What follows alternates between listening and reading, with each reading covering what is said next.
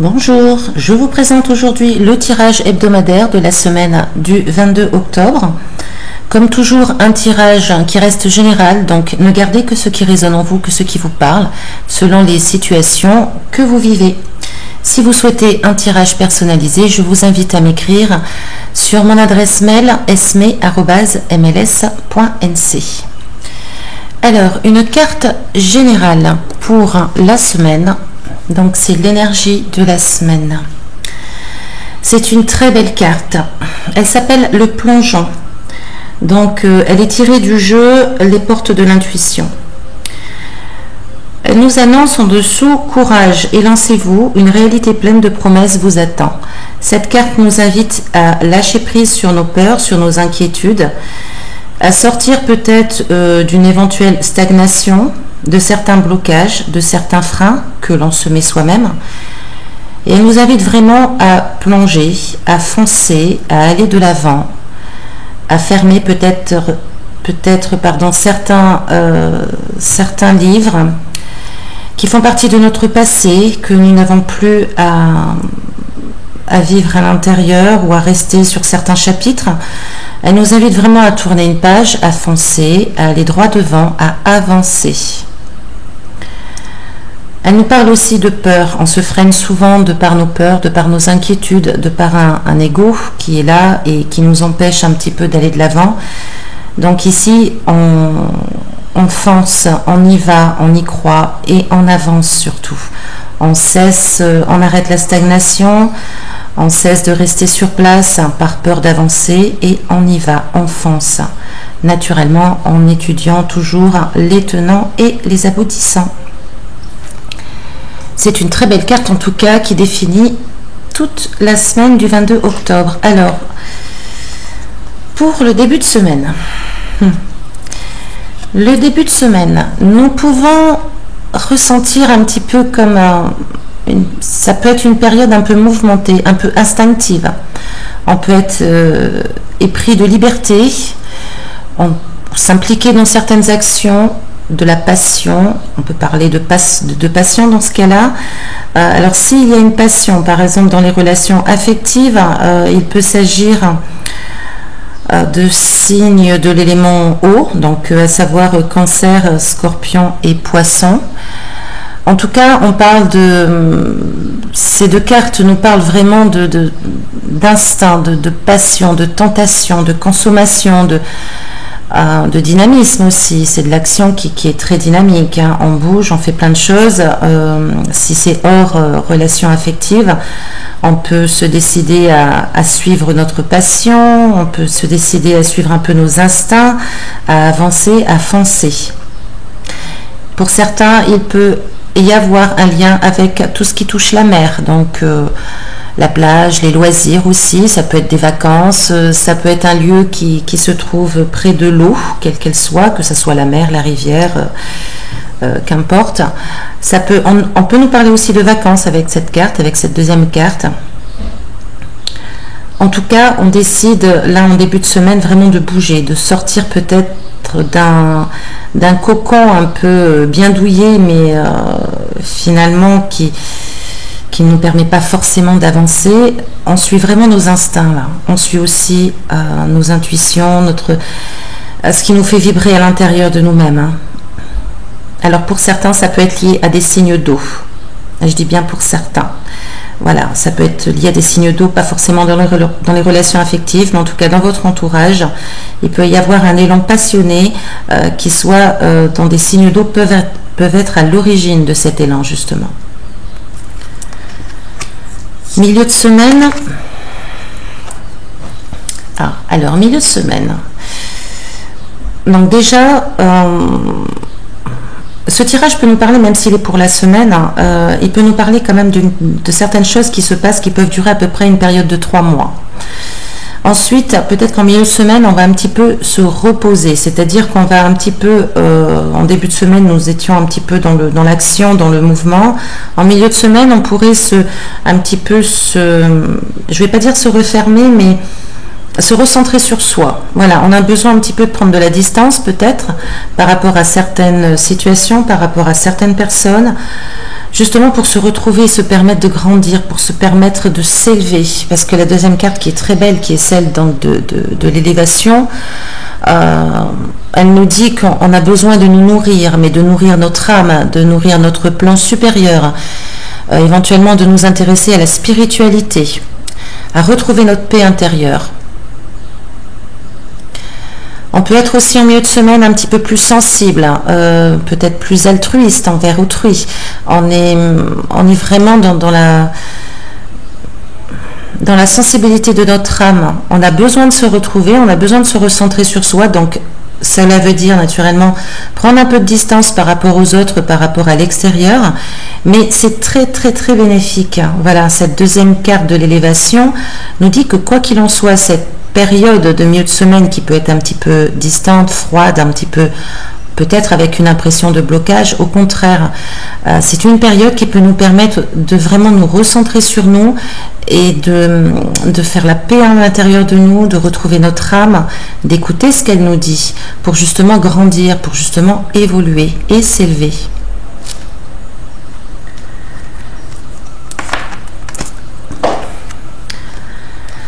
En fin de semaine, nous avons des nouvelles qui arrivent. Alors, nous pouvons avoir aussi des changements. Changements de vie, situations qui évoluent, qui se concluent, quelle qu'elle soit, que le domaine n'est pas forcément précisé, ça peut toucher tous les domaines, qu'ils soient affectifs, professionnels ou autres.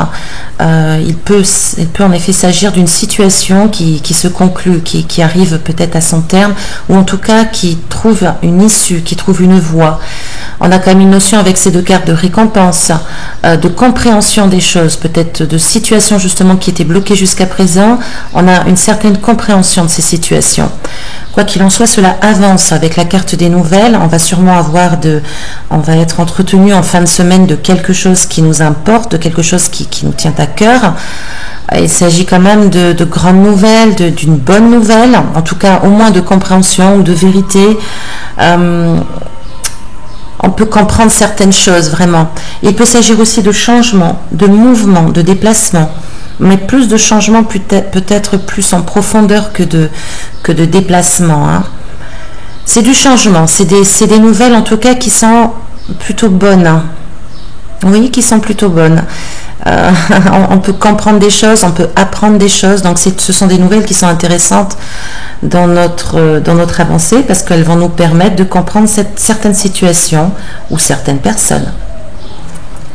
Alors, exception, j'ai pris la carte de la coupe cette fois et ce n'est pas un hasard parce que d'habitude je ne la prends pas dans le tirage, mais elle est vraiment magnifique. C'est une semaine où on nous parle de progression.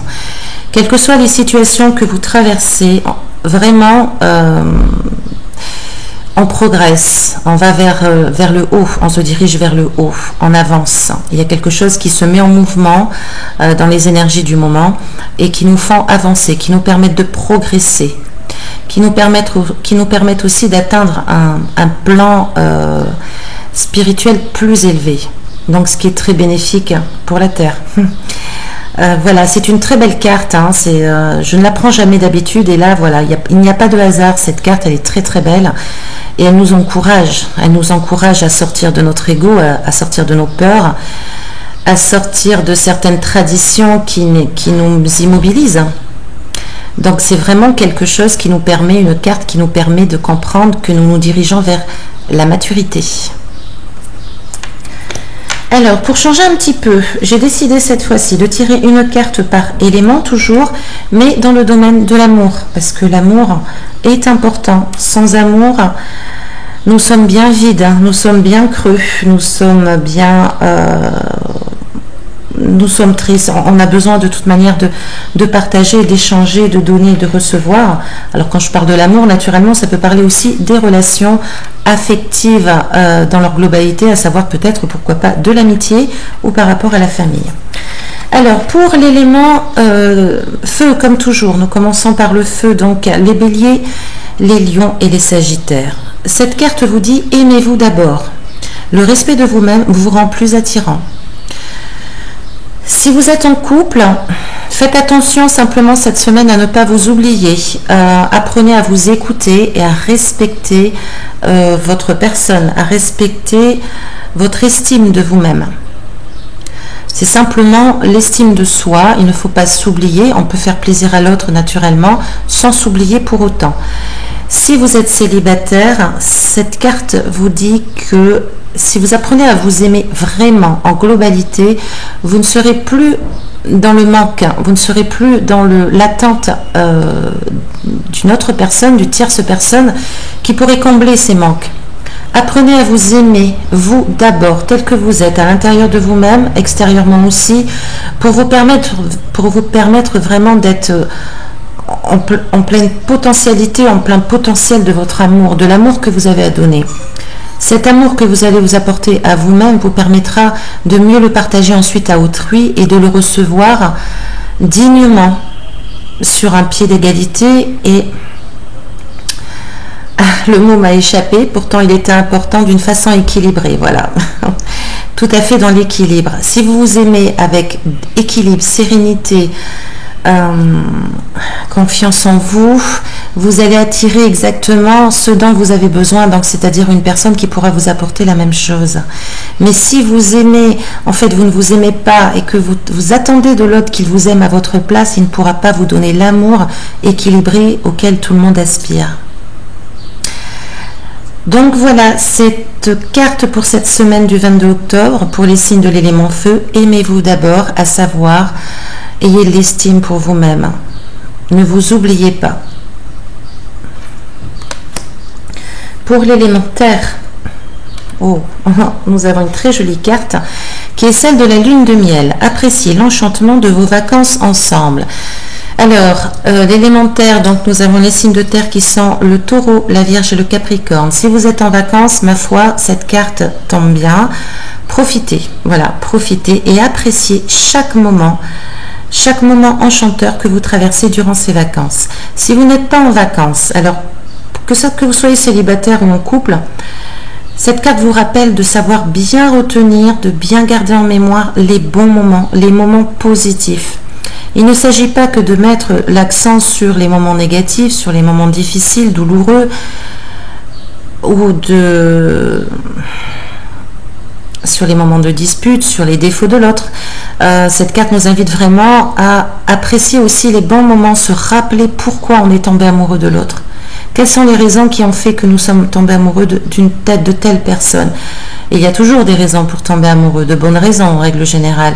Si ça se détériore, ne pas oublier ces bons moments aussi. Après, il faut savoir faire la part des choses, non? Naturellement. Il ne faut pas non plus, si ça devient vraiment très difficile à vivre, c'est sûr qu'il faut faire ensuite un choix et prendre une décision.